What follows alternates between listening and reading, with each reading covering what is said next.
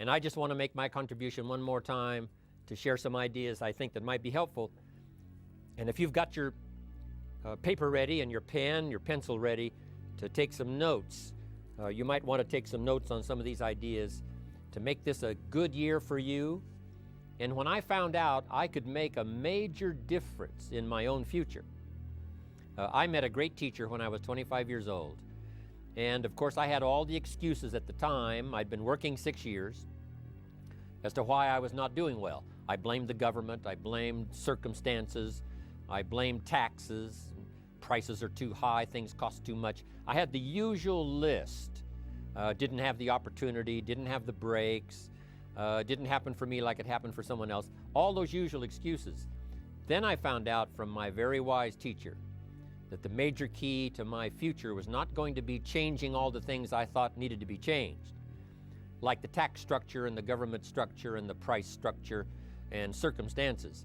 That all I had to do was to take all of that inevitably happens to all of us and make personal changes.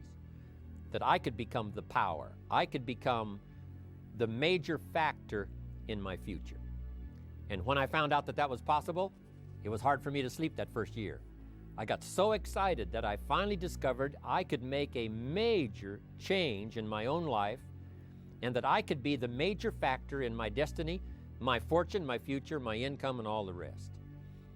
Key phrase to remember: the major key to your better future is you. The major key is not the company. The major key is not the country. The major key is not the political system you might live under. But the major key to your better future is you. It's you and what happens to you. What you learn from what happens, what you do about what happens, the plan you've got for the future. You are the variable. Remember, the viable difference in your Herbalife career is not the products, because they're the same. The difference for you in Herbalife is not the marketing, because it's the same for everybody. The difference in Herbalife is not the support system, because it's the same. Mark Hughes is the same for all of us.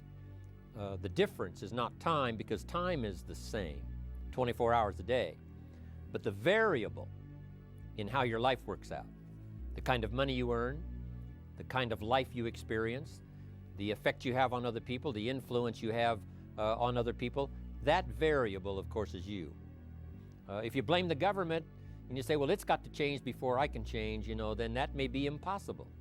If you blame the economy, it's got to change before I can change, then who knows how long that'll take. And when I finally gave up that list of blaming all these other factors and said, hey, it's me, then I got very excited, because me was something I could do something about. I couldn't do anything about the economy. How could I change the banking structure? How could I change circumstances that are inevitable for all of us? Couldn't do that. So if you wait for all of that to change, then some people wait forever and their life doesn't change very much. But if you understand that you are the major factor and there's something you can do about yourself, you can change your goals, you can change vocation, you can change location. You're not a tree, you're not stuck, you're not an animal driven by instinct in the genetic code. You have the ability to think, ponder, reason, gather ideas, and make major changes in your own personal life. And when I found out that, it was hard to sleep that first year. I got so excited about accepting that responsibility for personal change. To make that variable, which is you, powerful, here's something to consider. It's called the 4 ifs that make life worthwhile. Here's the first one. Life is worthwhile if you learn. You gotta have the information. Without information, our dreams die. We don't have the chance to capitalize on opportunity without the information. So you have to learn, you have to know. It's very important to make life worthwhile. First, you've got to know. We learn first from other people's experiences that come along and teach us, like HBN, like the workshops, like the classes, like the seminars being done around the world. One unique way of learning from other people. But also you've got to learn from yourself. If you've had a poor week, just sit down and go over that week and say, what mistakes did I make?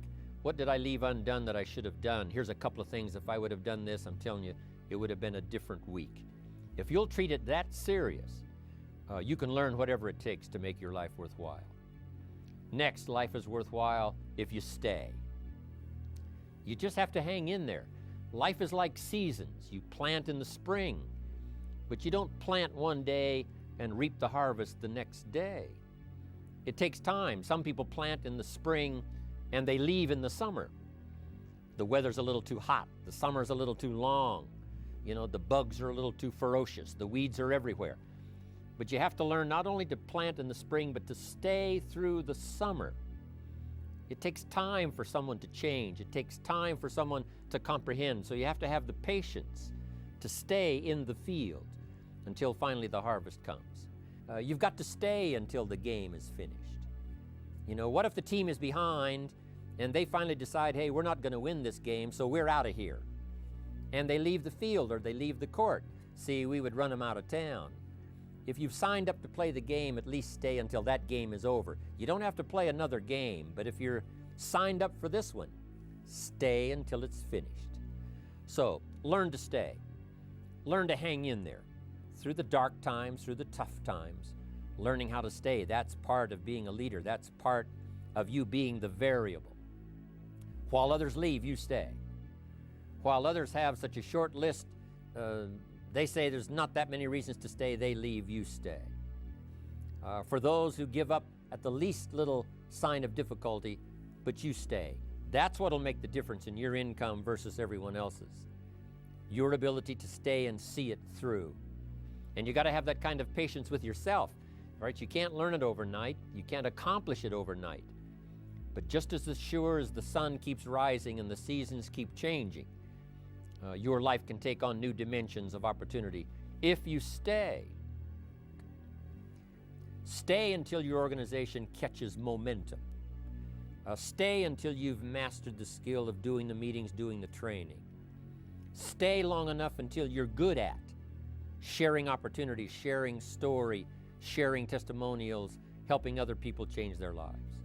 Just hang in there. Your harvest will surely come. Next, life is worthwhile if you try. You got to do something with what you've learned. Put it to work. We can share ideas all day long, but they have no power to create an organization.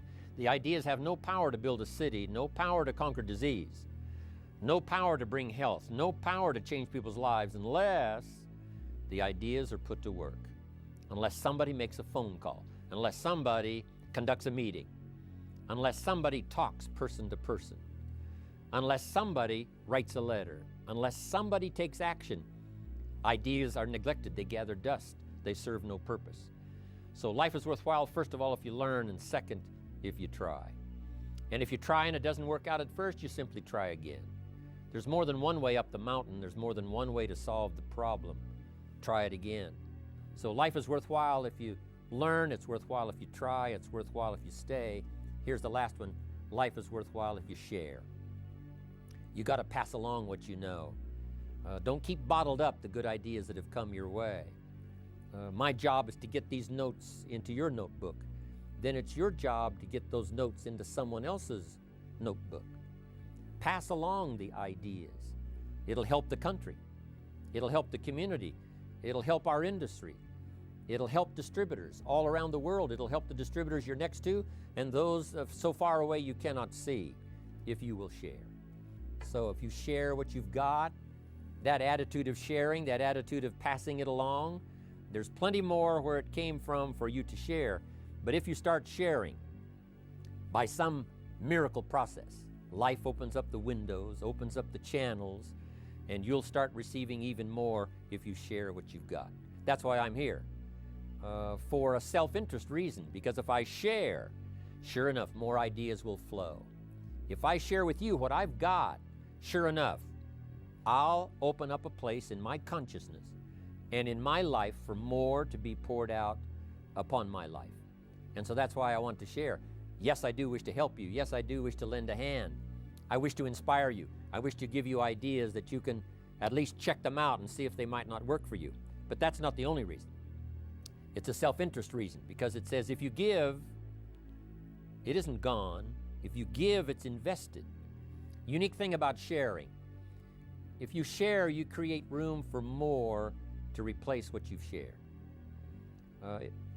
If a glass is full, if this cup is full, can you put any more in it? And the answer is yes, if you pour some out. So if you pour some out, now you've got room to expect some more. And sure enough, from sometimes strange sources, it comes back to you in ways that you never thought of if you develop this idea of sharing. So the variable can be you if you learn these 4 ifs that make life worthwhile. Leslie and I this year earlier did a training session in Toronto, and we accepted some questions from the audience. And more than one asked the question, how do you balance your life with career, mother, being a father, family, reaching the president's team? How do you make it all work doing business around the world? Here's what I want to reassure you. It's possible. It's possible if you work at it. If we would have said, how can a young man like Mark Hughes all those years ago run a multi-billion-dollar company? Back then the word would have been impossible. But along the way he developed the insight and the vision and the skills. And now he's got this extraordinary ability to run the Herbalife world and travel the world and meet with whoever he needs to meet with on the phone, with whoever he has to get on the phone with, operating this whole multi-billion-dollar business out of his briefcase when he travels because of the systems he's got set up. But he's developed those skills. I promise you, you can develop those skills. What I'm asking you to do is to evaluate what happened this year, 1997, and make a better development, not only of your business for 1998, but make a better attempt to balance your life that'll give you the satisfaction and the joy, so that this season next year, you will look back and say, I remember what Jim Rohn said. This would be a good time, 97, to look at 98 and say, how could I give proper balance to my life? I don't want to spend too much time on things that don't count. I don't want to give too little time that things would count, whether it's from my business or for my family. So let's take a good look at the end of this season. Be thankful for what we've got, but let's say, how could I do a better job in 1998 to give balance to my life? Because that's really what it's all about. To balance your life, run an enterprise as big as you want it to be. If your enterprise is going to be modest, so be it. But if it's going to be larger, I'm telling you, you can do it. You can do business beyond your country. You can do business beyond where you are right now. And you can balance your life. And you can see the movies. And you can attend the plays and the concerts. I'm telling you, it's possible to refine your time to such a degree that you can include everything that needs to be included. The spiritual side, the good health side, the culture side, the family side. All of that is possible if you'll take the time to do it. I've been challenged by these last few years working with all of you and Mark Hughes around the world, but I'm picking up the challenge more than ever before now. You should see my calendar. If you saw it, you would say, impossible. How can you go to that many cities and that many countries? But I promise you, I can do it. I'm going to keep healthy. I'm going to keep vital. I'm going to be ready. I'm going to be better than I've ever been before. Look inside for the strength. Look outside for the ways and means. Accept the influence of others. Take wise counsel. Be influenced by those who know what they're talking about, who have been there. And make a study of your life, your opportunity, and your future. And wherever you are out there in the Herbalife world, I promise you, probably before too long, I'll be in your city. Before too long, I may be shaking your hand. Before too long, I may be congratulating some of you having reached the global expansion team, millionaire team, president's team, new chairman club members. I can't wait to get out there, see where you are, what's going on, what you're doing. But I appreciate this opportunity Mark's given me to have a chat with you this year end. Hopefully some of the ideas I've shared with you from my heart, from my experience, will be valuable in wrapping up this year and getting ready for the next year. You do me great honor by letting me serve you with my experience and my ideas as I travel around the world. Nobody could be happier than I am at the moment for opportunity, a challenge for the future, and a chance to work with all of you, walking arm in arm down the road, seeing the people, conducting the meetings, doing the training, trying to inspire all of the people around us. Thanks for giving me this opportunity to invest my life into your life. I look forward to seeing you next year. God bless. Goodbye.